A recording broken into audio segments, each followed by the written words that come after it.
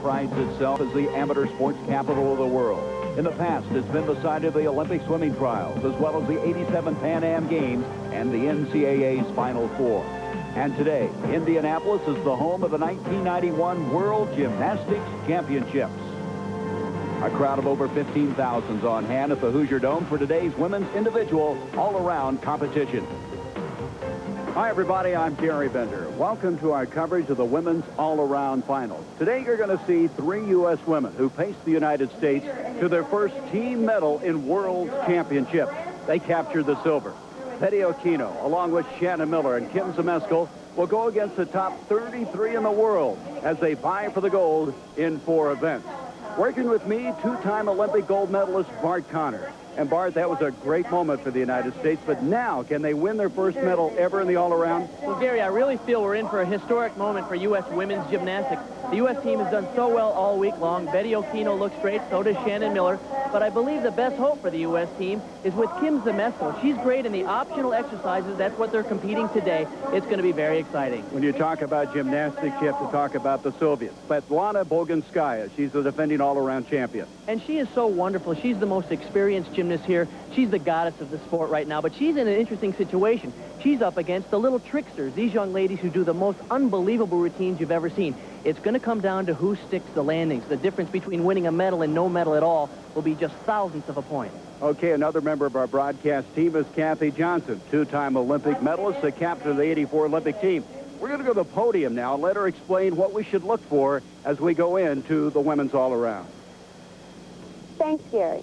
The sport of gymnastics, though very easy to appreciate, can be very difficult to evaluate, particularly if you're not an expert. I'm sure many of you asked, what exactly do the judges look for? Well, I'll be honest with you, it is complicated, but we want to try to break it down a little to help you become a more knowledgeable spectator. Let's take form and amplitude first. Good form consists of really straight legs, perfectly pointed toes, and good body alignment. Amplitude is a word we often use in gymnastics. Whenever you see a gymnast fly way above the bar, soar through the air over the vault, and tumble higher than seems humanly possible, that's amplitude. Learning to determine the level of difficulty of a routine can be the toughest for the untrained eye, but let's give it a try. Elements of difficulty are rated from A to D, A's and B's being the least difficult like these skills, and D the most difficult like these release moves. But watch the second one. It had never been done before in women's gymnastics until Kim Guang-Soo. That's super difficulty. You'll see this round-off vault a lot today, but most of them will have a single twist, which is still very difficult, but this one has a double twist. You'd never believe they're worth the same, but they are, and we'll discuss that later. So, now you have 3 elements used to evaluate routine: form, amplitude, and difficulty. See if you can recognize them in the upcoming performances. Thank you, Kathy. The women compete in 4 events, 4 different apparatus: the vault, uneven bars, beam, and floor exercise. Earlier in the week in the women's team competition, the U.S. women won the silver medal for their best finish ever in the World Championships. After clinching the silver, 15-year-old Kim Zmeskal of Houston, Texas, was ready for her second vault. The crowd in the Hoosier Dome exploded. Bella Caroli, along with Marta Caroli, were excited as they anticipated what would be an outstanding score.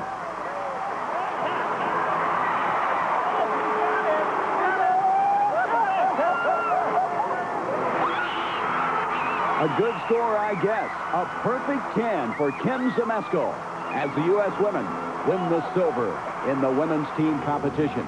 And now we move to the all-around competition. Kim earlier on the first vault with a 9.925. They will take the best of 2 vaults. And here she goes on the second vault. And she really needs to improve on that score. Great vault.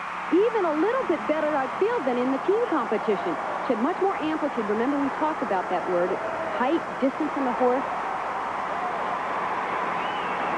But in the team competition, that was the last event for the Americans. So in the spirit of the moment, they came up with a 10.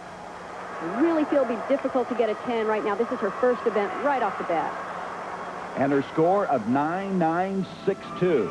This is Betty Okino, another member of the youngest U.S. team to ever compete in the World Championships. A 16-year-old from Elmhurst, Illinois. She's going on the uneven bars. And I would have to say this is one of her weakest events, and only because of one skill. The dismount is far too elementary for this level of competition. But the rest of the routine is gorgeous. There's a big release move coming up right here. Front Jaeger, way up in the air. And she'll set up for her second release move, a reverse hex. Now here comes that dismount sequence. It's only a single flip with a half twist. And as I said, far too easy for elite level competition. It's a very good point, Kathy. She has good height and amplitude on her release moves, particularly on this reverse hex. Great form.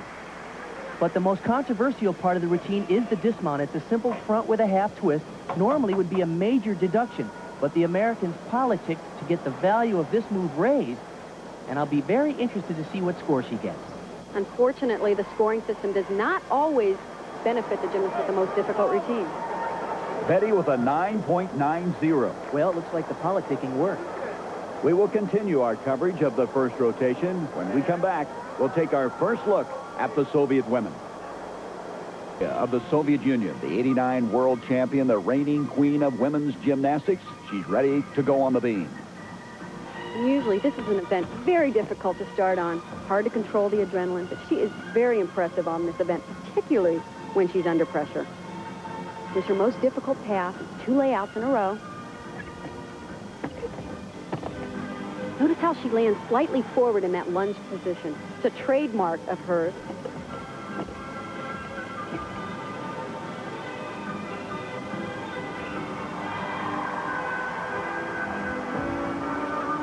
No doubt you can hear the music in the background on the floor exercise that's being performed at this very time. Does that really distract you while you're on the beam? Not really, Gary. You would not believe the amount of concentration necessary to compete on the balance beam.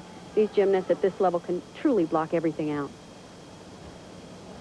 Here comes her gainer layout step out. It's done off of one leg. Slight balance check there. That will be a very slight deduction.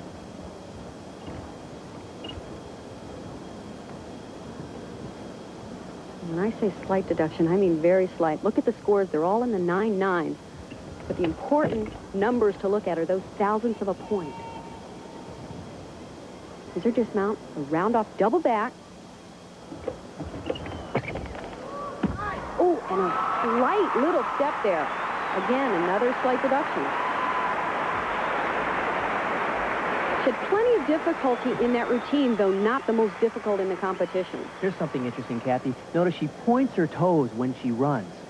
Talk about the maturity and the incredible polish that this woman has. We talked about it earlier, form, and it's something the judges really look for, and it's her trademark. And her score, a 9.912. So those slight errors you were talking about has given Zemeskal the early lead in the first rotation. While Boganskaya was on the beam, Romanian Cristina Bontas performed on the floor exercise.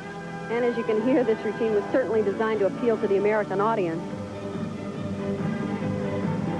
Watch this tumbling pass. Double layout. That is amplitude. Way up in the air. For all the all-around contenders, she is by far the superior tumbler.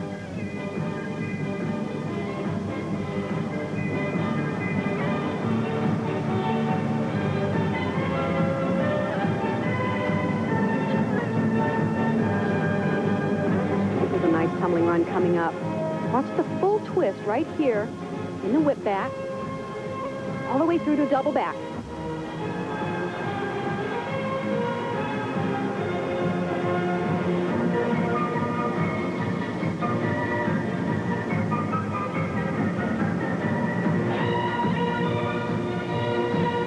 I have to say this music is completely incongruous to the choreography. It's a very energetic routine, but the music is more like background music and a little distracting, actually. It's funny, it's obviously designed to get the American crowd into it, but they don't seem to be interested at all. Maybe it's because Boganskaya is on the beam. Hook gets that, full twisting double back, and perfect landing throughout the routine. Excellent technique. Bontas of Romania, the floor exercise.